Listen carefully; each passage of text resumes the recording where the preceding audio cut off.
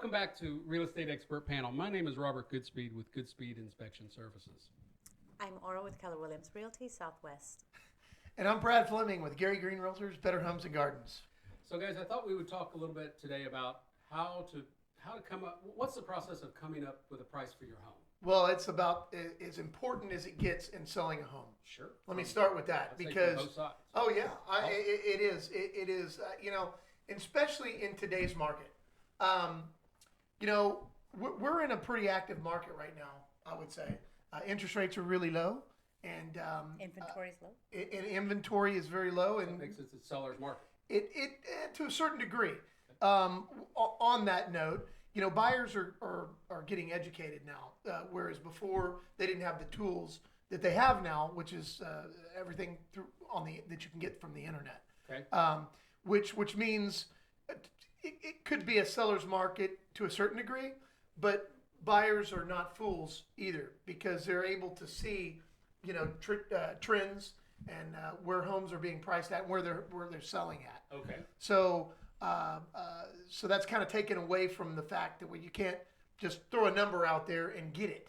And so I think as real estate agents, most importantly, when we go in to price a home, the first thing I tell my clients is, look, we don't make up the numbers. They are what they are. Here they are. Evaluate the home, try to figure out the condition, where it sits within the marketplace. So what numbers? You mean like The comparables. comparables? Okay. Yeah, the What the other current homes have sold for? and that are actively listed. I just No. shrank a little bit. Right. We have to fix It's that chair. okay. So what we do is, excuse me. Go ahead. First of all, what constitutes a seller's market is when you have more than 6 months, less than 6 months of inventory on the market.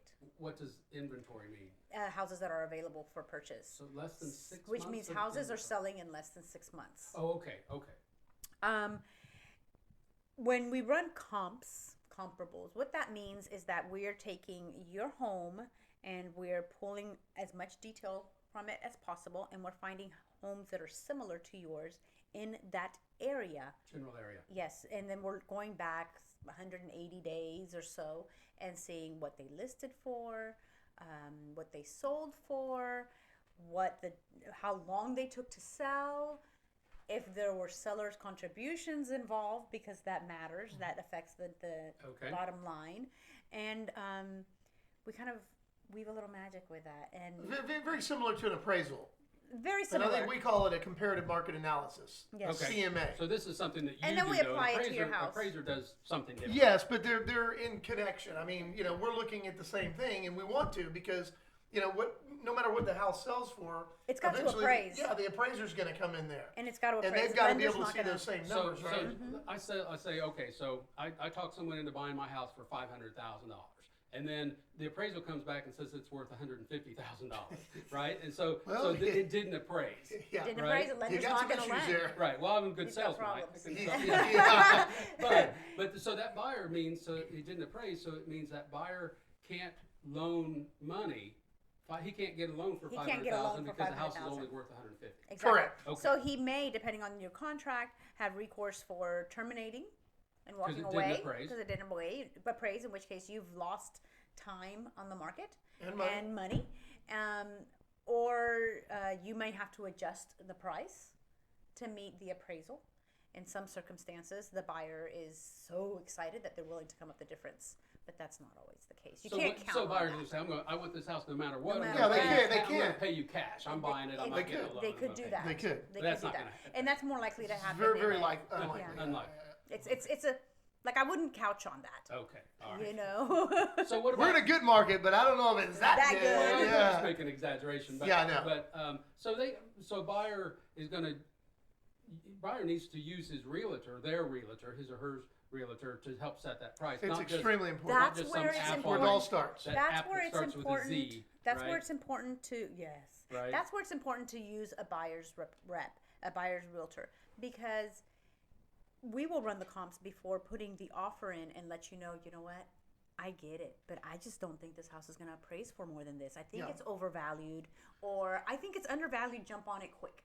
You know, sure. and if you don't have somebody in your corner to tell you that, then you don't know this, and you could also be losing time and money.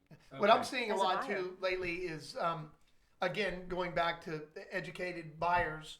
You know, there's a lot of websites out there that give you estimates. Right. You know, hey, we think your home is worth X amount. Even though it's not, even though it hasn't sold, they have no basis. HCAD, Harris County taxing. You know, Oh, that's off. Oh, you it's know, off. so they too. You know, hey, we're gonna put this number on your home. Well, That's for taxes, though. Hold on, but- I have to but- say but- something. but- Texas is a non-disclosure state, but so they have to my- go by algorithms. They can't see exactly what the house That's a is whole sold other for. subject to, Yeah. you know, protesting your taxes and things like that. But my point being is that these are estimates on that are coming from sites that have never even gone in your home. So, you know, we think your home's worth X amount. Well, what's the condition of the home?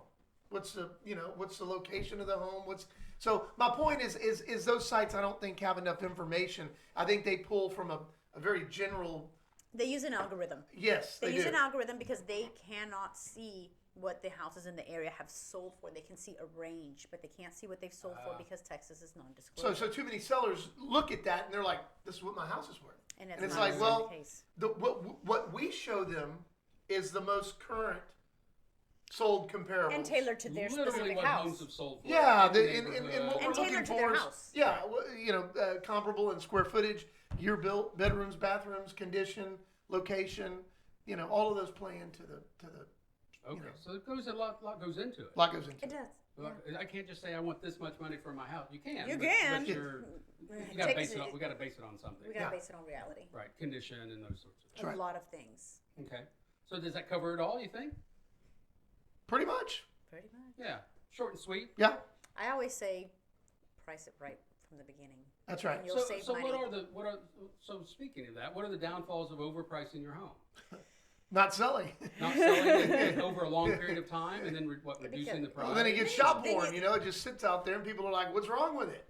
Well, you end It's up chasing the overpriced. market at that point. Yeah, You know, price it right to begin with. and- Price Right, right because to the house is going to be most popular as soon as it comes on. Well, the majority of your showings are going to happen right when you list it, based on the fact that It's are that, new. Yeah, it's new, and there are that many buyers that are in the market looking. So if you get it right on the initial listing, you're going to have a better chance of getting it sold quicker. I see. Versus letting it go and especially at a higher price, it's not recommended. Okay, so it's very important to get that price right. Very important. And that's It what is. you guys are good and at. sometimes, listen, I've had buyers and they like a house and it's overpriced, and I tell them, you like it, I love it, we'll move forward. However, my experience, when you have a buyer that's overpriced their home, they're going to be difficult to work with throughout the whole transaction.